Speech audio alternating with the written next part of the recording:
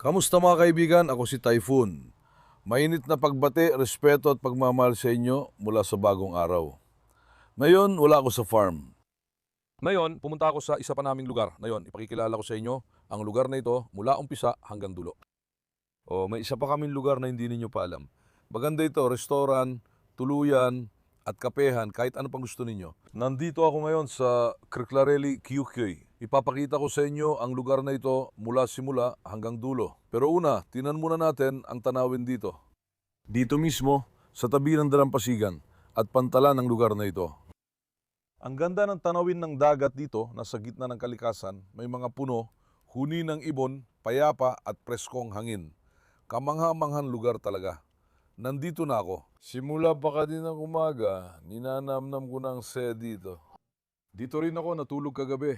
Kita nyo ang paligid ngayon. Mamaya ipapakita ko sa inyo bawat sulok dito. Mag-aupuan, bahagi, bahay, tutuluyan, pagkain at iba pa. Ang hilig ko lang, sana wag nyo akong bigin bago ko ipakita ang mga ito. Pakiusap para masuportahan ako, i-like nyo yung video na ito at mag-subscribe kayo. Mas matutuwa pa ako kung mag-iwan din kayo ng komento. At alam nyo naman mga kaibigan, lagi kong pinapakita ang mga madalas magkomento. Ngayon, 3 taong nakikita nyo sa screen. Panpalain sana ang mga kamay nyong nagkomento. Maraming salamat at mabuhay kayo. Sa susunod na video, ipapakita ko ulit ang mga pinakaaktibong nagkomento. Mag-iwan kayo ng maraming komento hanggang kaya nyo, tol. Kakain na sana ako ngayon, ayos ba? Buti na lang si Kuya Levet na handa ng masarap na kefte. Habang kumakain ako, sabi ko simulan ng video, ipakita muna natin ang kefte. Grabe, Kuya, salamat sa sipag at husay mo. Buti na lang at mapupuno na ang tiyan natin. Alam mo naman, ang gutom na tao hindi makakilos. Pagkatapos doon, maglilibot-libot tayo dito mga kaibigan. Ngayon, ipapaliwanag ko muna ito sa inyo. Lugar ito ng biyanan kong lalaki. Maganda ang lugar na ginawa niya dito at matagal na rin ito. Hindi pa niya ito pinapatakbo noon, 1 buwan pa lang o wala pa nga. Na yan lang sinimulan. Wala rin akong masyadong pagkakataon pumunta rito dahil lagi ako sa bukid. Ngayon lang ako sinuwerte na mapunta rito dahil sa okasyon ng Pista Opisyal. Nagpalipas ako ng gabi dito, kagabi. Talagang napakaganda ng lugar na ito. Sana sa mga susunod na panahon ay palagi na rin ako makakabalik dito. Ipapamahagi ko sa inyo ang lahat ng impormasyon tungkol sa lokasyon ng lugar na ito. Ibig sabihin, ito ay sarili nating lugar mga kaibigan. Kahit kailan ninyo gustong pumunta, malugod kayong inaanyayahan. Sulitin ninyo, isama ninyo ang pamilya ninyo, isama ninyo ang misis ninyo. Isama ang mga anak, perfect dito para mag-enjoy. Ngayon, dahan-dahan akong magsisimula ng may bismillah. Tingnan natin.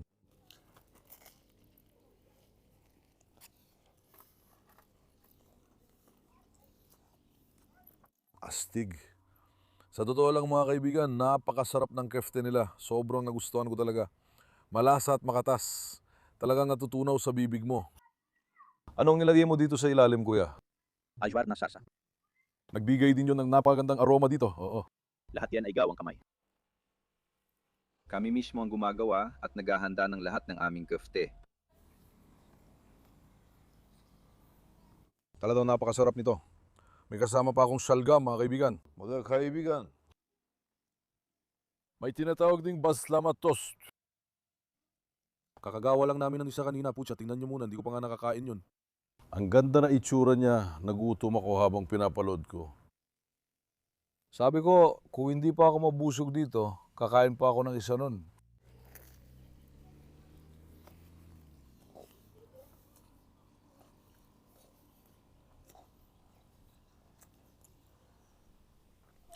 Kuya, ikwento mo naman sa amin ang tungkol dito sa Kiyukoy. Anong klaseng lugar ito? Ang Kiikoy ay isang lugar na may makasaysayang pinagmulan. Dahil malapit sa Istanbul, madalas puntahan tuwing weekend para maligo sa dagat ang kaakit-akit na bayang ito sa baybayin ng Black Sea. Nabubuhay sila sa pangingisda at ang mga tao rito ay palakaibigan. Saan nga ba tayo eksaktong naroon? Ang lokasyon natin ay nasa Vize, Kirklareli. Maliit din ang bayang ito at dati sakop ito ng Vize. Naging bayan ito at ngayon ay tinatawag na munisipalidad ng Kiikoy. Nandito ito sa lokasyon, hindi ba? Meron. Nasa lokasyon natin. Ano ang dapat isulat sa lokasyon para lumabas ito? Lalabas ito kapag tinype mo ang Pinocchio Smoothie Bar Cafe. Ibig sabihin kapag diretsong isinulat nila, diretsong dinadala sila sa mismong harap ng pintuan. Para makarating dito, ang lokasyon ay Pinocchio Smoothie Bar. Tama ba? Bar Cafe. Isulat niyo ito mga kaibigan. Pumunta kayo rito. Sarili naming lugar ito. Maglibot at mag-enjoy. Bagay sa pamilya ang lugar na ito. Tingnan nyo ito, lalo na sa gabi. Sa gabi, grabe, ang ganda ng atmosfera dito. Ang ganda dito sa gabi, mga kaibigan. Kita mo yung ilaw at nandoon ang tinutuluyan ko. Kagabi, umupo ako dyan sa ibabaw niyan. Pare, ang saya kasi may mga tumba-tumbang upuan at iba pa. Ang ganda talaga. Tapos tanaw mo pa ang dagat. Pare, mas nagustuhan ko yung lugar, lalo na may kainan pa. Para rin yun sa taglamig. Pero hindi lang naman taglamig, kahit na yung gabi, maganda rin doon.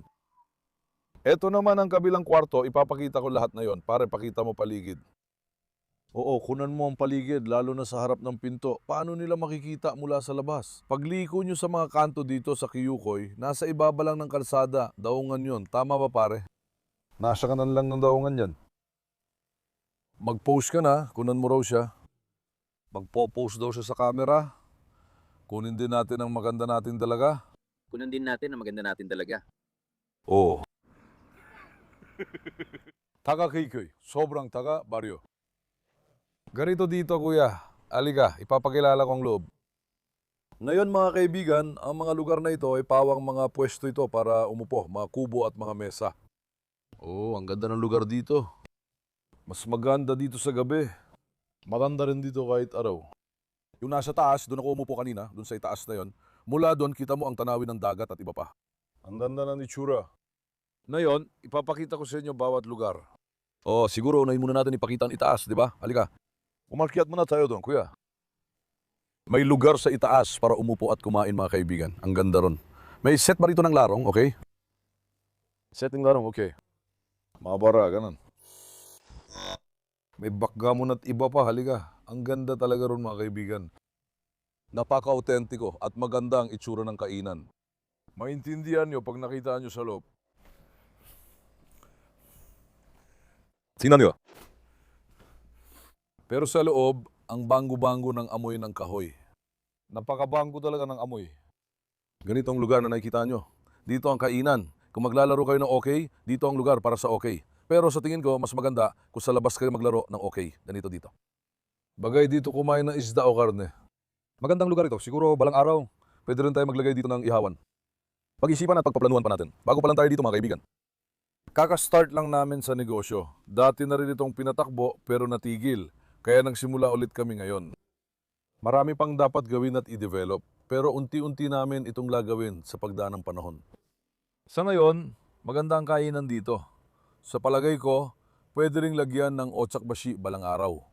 Titingnan natin yan sa susunod. Kung may suwestiyon kayo sa lugar, ilagay lang sa komento. Bukas kami sa inyong opinyon mga kaibigan.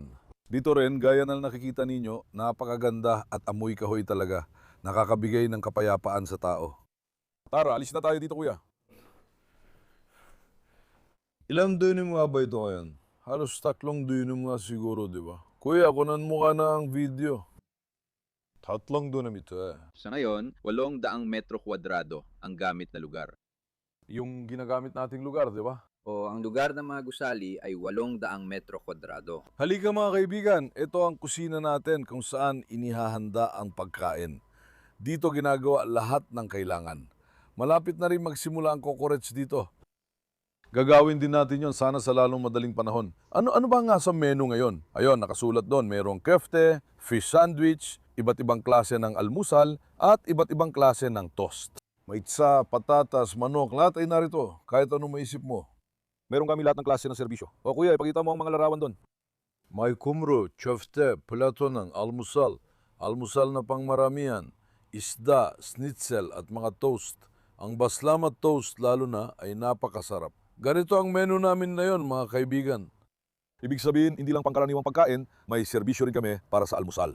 Napakagandang lugar talaga para mag-almusal. Alam mo, dapat makita mo dito sa umaga, ang daming tao. 1:30 na at maliwanag na pero kaninang umaga ang ganda dito.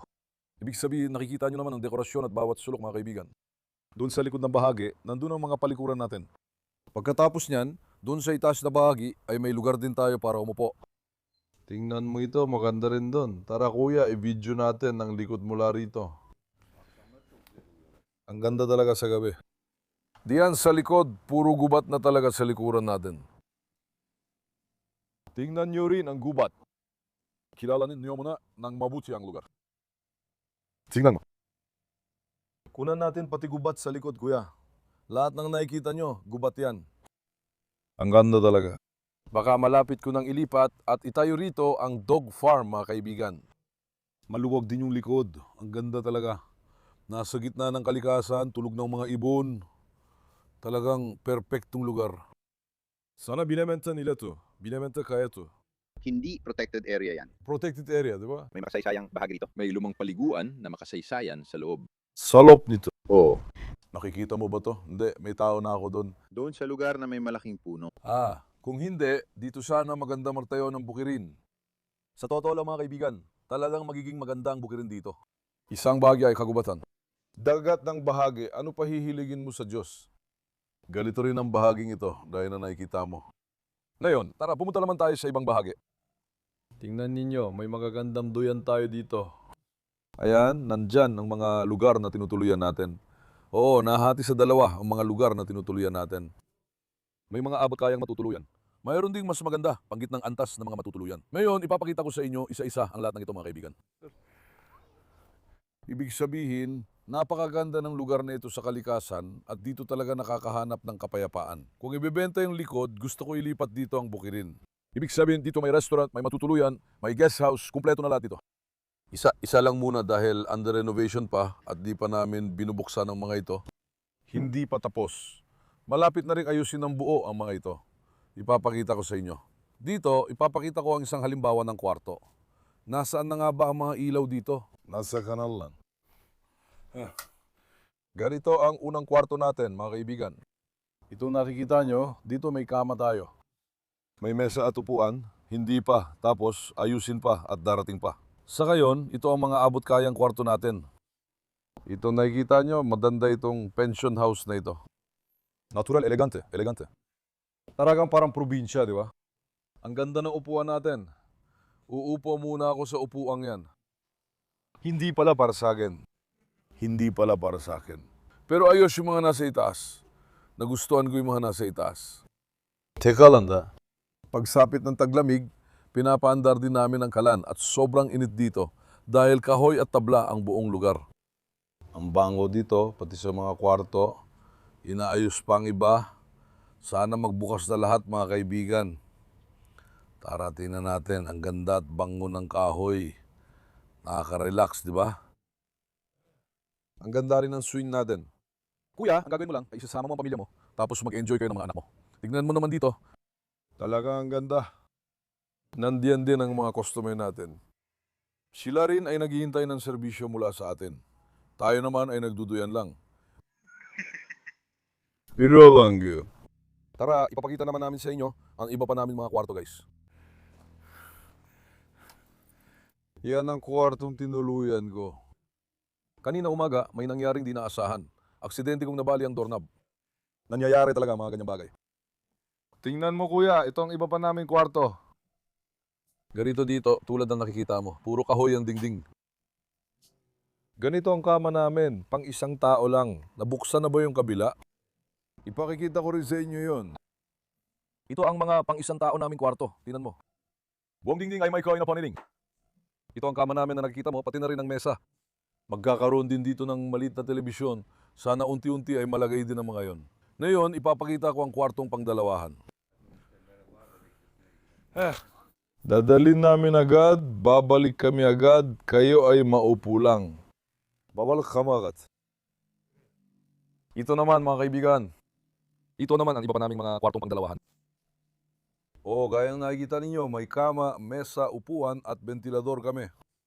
Talagang napakaganda. Siyempre, sa paglipas ng panahon, mas gaganda pa ito. Sa ngayon, ganito muna ang setup. May matutuluyan din dito. Maintindihan nyo ba? Unti-unti, nabubuo ang lahat. Nagustuhan ko talaga. Nandito rin ako ngayon sa isa pang kaparehong kwarto. Nakakatulog ako ng mahibig sa gabi-gabi. Sobrang komportable, hindi ko may paliwanag sa inyo. Nandito nga, kuya. Umupo ka rito sa tabi. Makipagkwentuhan ka. Inumin mo ang tsaa o kape. I-celebrate ang panalo ng Galatasaray.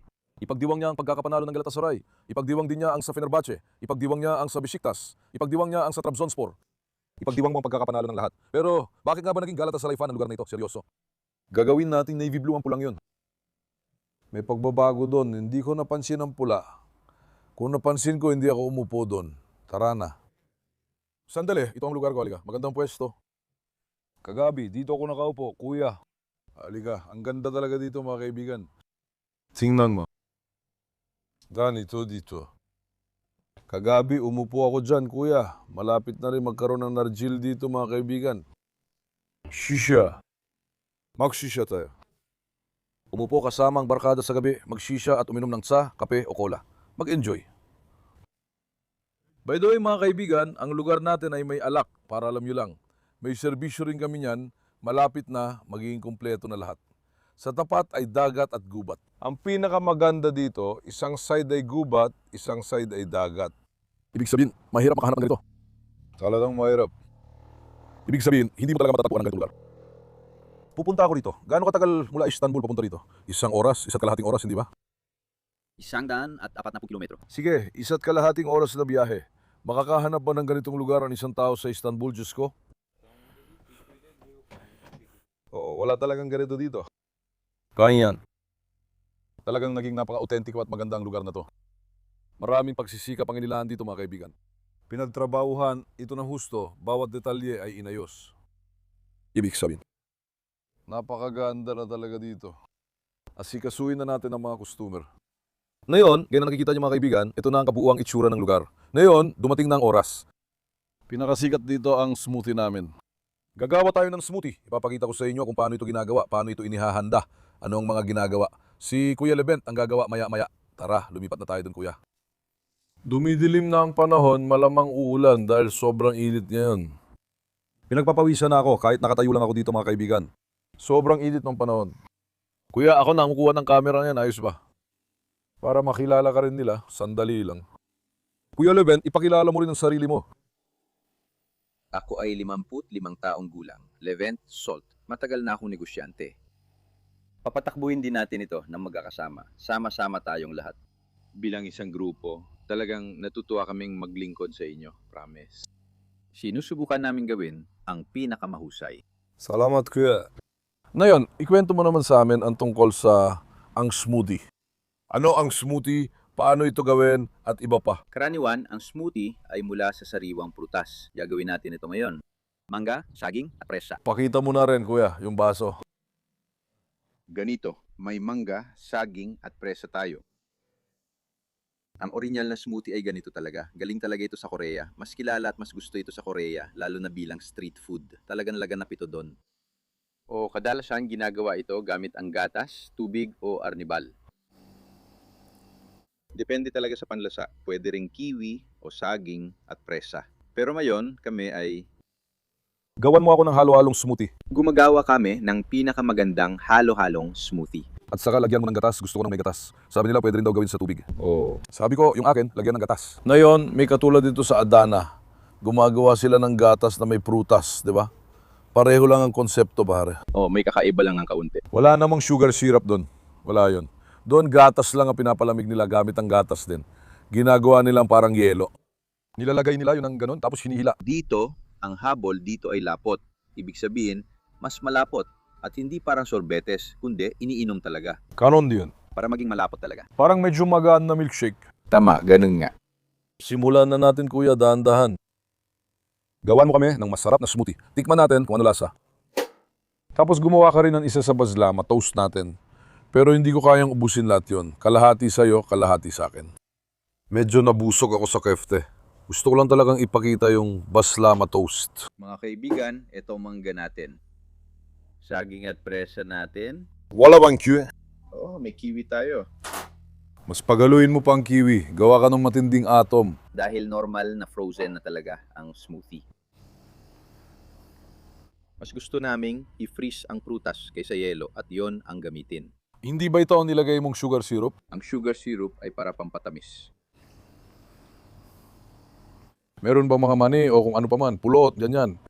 Gumagawa ka ng damat atom. Parang ganun nga.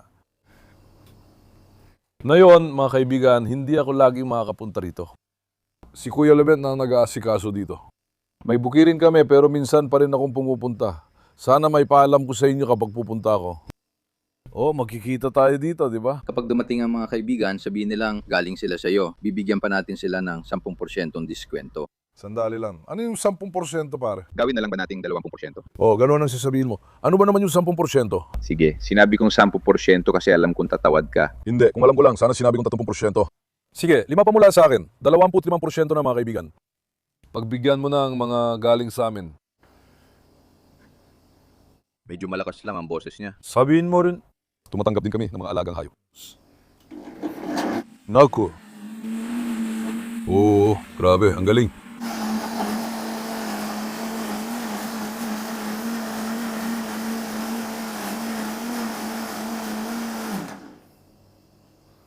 Ngayon, naging maganda na talaga ang atom. Tikman natin. Gusto ko talaga malaman ng lasa.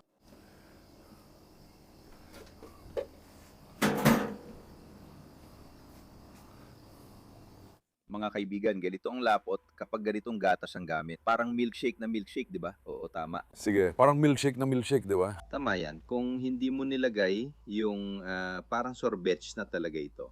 Oo. Oo, hindi ganun yun. Ako na ang mag-aayos ng takeb.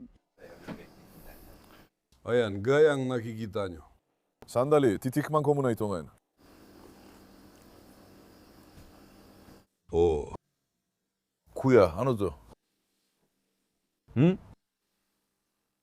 ganda nito, diretso ko na lang iniinom, di na kailangan ng straw. Sige kuya, ikaw ang bahala. Hindi, sinabi ko lang yon bilang biro. Di ko napigilan, tinikman ko agad isa. Ang sarap. Talagang, sa totoo lang, ang sarap talaga. Alam ni Kuya Leven, kapag hindi maganda, sinasabi ko talagang hindi maganda. Talagang mapakasarap. Ganito talaga ang tamang lapot. Talaga. Mas masarap to pag may gatas para sa akin, pero iba-iba ang panlasa. Pagdating mo, subukan mo kuya. O, may mga taong allergic sa gatas. Dahil may mga allergic sa gatas, minsan pwede rin namin itong haluan ng tubig para sa mga gustong tubig ang gamitin. Subukan niyo, lalo na may mainit. Ang sarap nito mga kaibigan. Talagang sa minit na panahon, sobrang sarap. Sige kuya, tikman ko nga. Uy. Talagang ang sarap. Uy. Talagang nagustuhan ko. Paano ko lagyan mo pa ito ng nyog? Medyo mahirap makahanap ng niyog. Ibig sabihin, sa lugar natin ngayon, mahirap talagang makahanap. Kung may niyog lang, ang sarap sana. Oo, maraming tropical na prutas, pero di mo naman mahahanap. Ngayon, magsisimula na ang panahon ng pakwan at melon, at magsisimula na rin ang panahon ng ubas. Pre, ang sarap din kapag may mandarin. Alam mo yan, kahit puro mandarin lang. Masarap din ang pakwan at melon. Mandarin, grapefruit, orange, puro vitamin C. Ang sarap kapag ganun ang ginagawa natin. Grabe, ganun talaga. Gustong-gusto ko ito. Vitamin bomb, nandiyan na lahat. Mangga, saging, presa. Presa, lahat nandun. Halo ng 4 na prutas.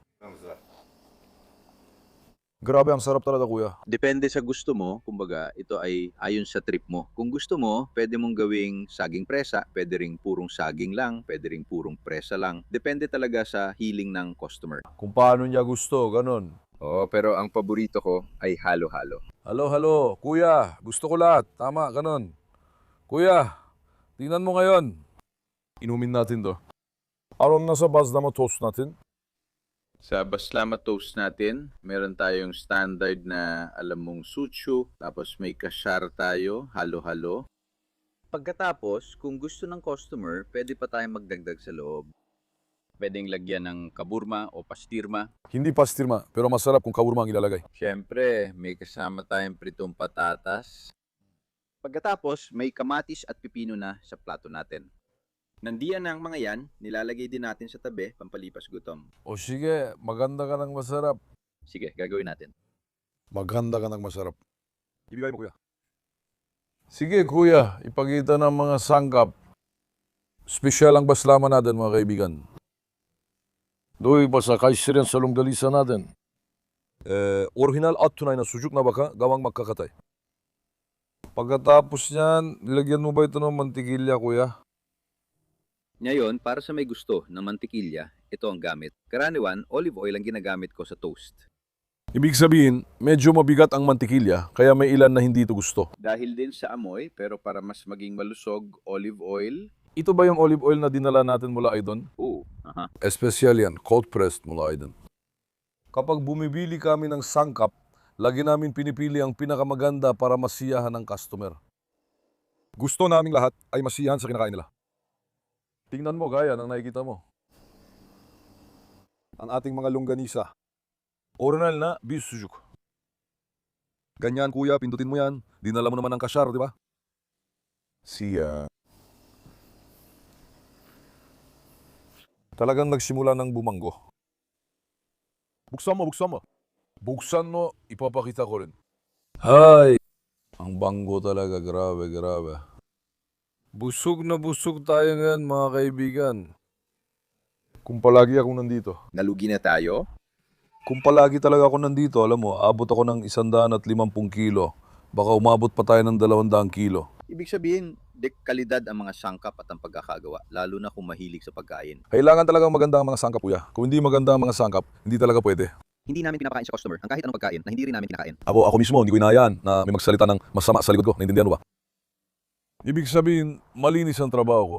Ang sikreto ng trabahong ito ay nandito at kaunti rin dito. Para sa toast na ito, naganda kami ng espesyal na toast.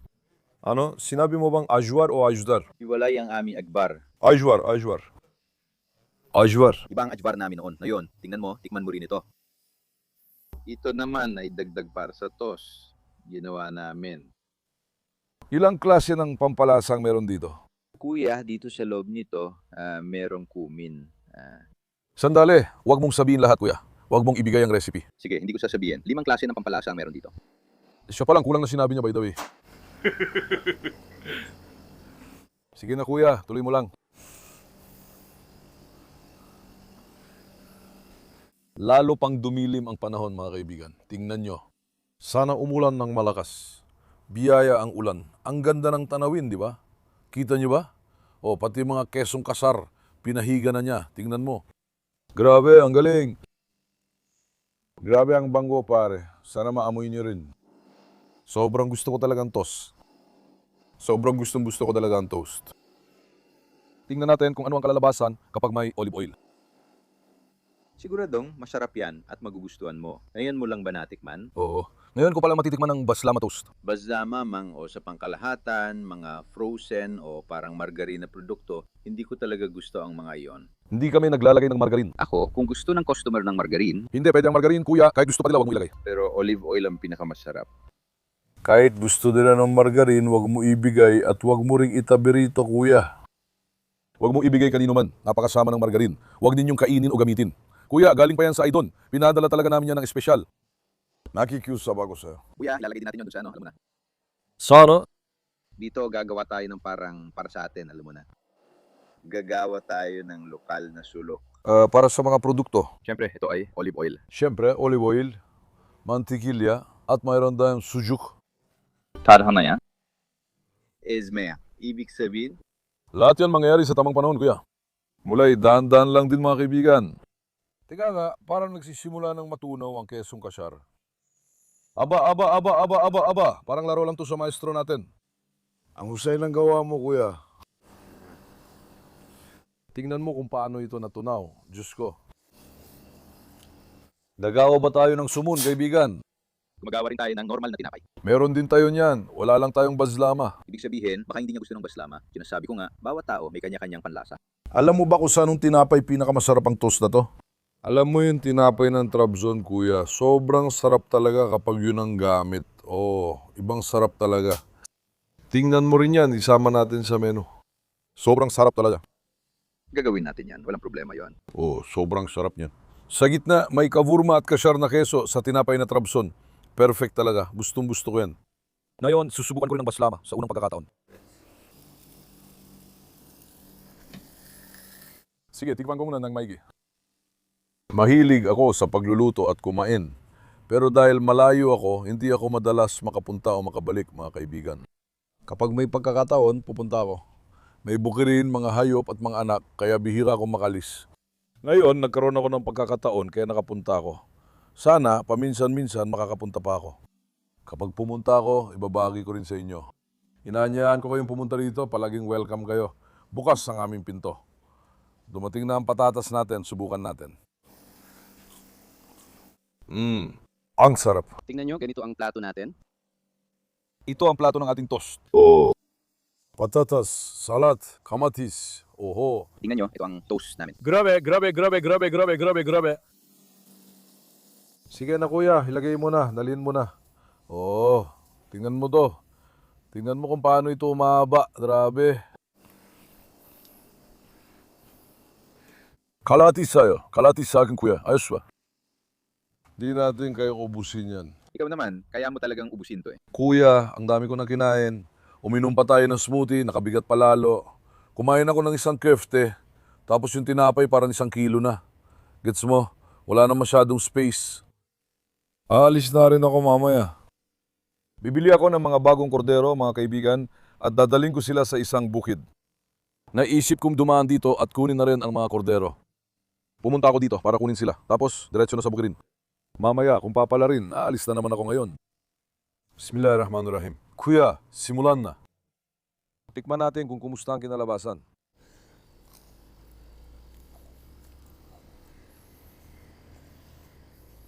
Oo. Grabe, umagos talaga. Alam mo ba? Kaunti lang. Nag-antay siya habang inaayos ang camera. Lumamig na.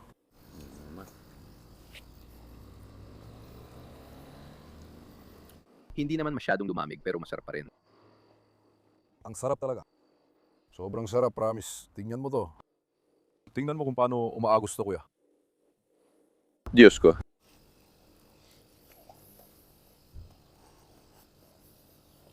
Ang sarap din pala ng tinapay na to. Ang sarap. Tikman nyo ang longganisa, siguradong magugustuhan nyo.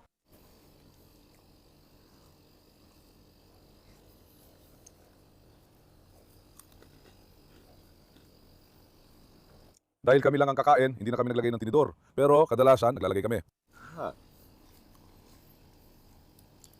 Noong bata pa ako, merong isang tindahan ng pide mula sa Black Sea noon. Pumupunta kami doon, halimbawa, para kumain. Talagang isinulat ng lalaki sa pader. Mas masarap ang mga pide namin kapag kinain gamit ang kamay. Siyempre naman. Totoo nga, isinulat niya talaga. Sinasabi nila yon, di ba? Ang karne, isda at ulo ay kinakain gamit ang kamay. Oo, tama yan. Lumalabas ang tunay na lasa ng pagkain kapag kinakamay ang pagkain.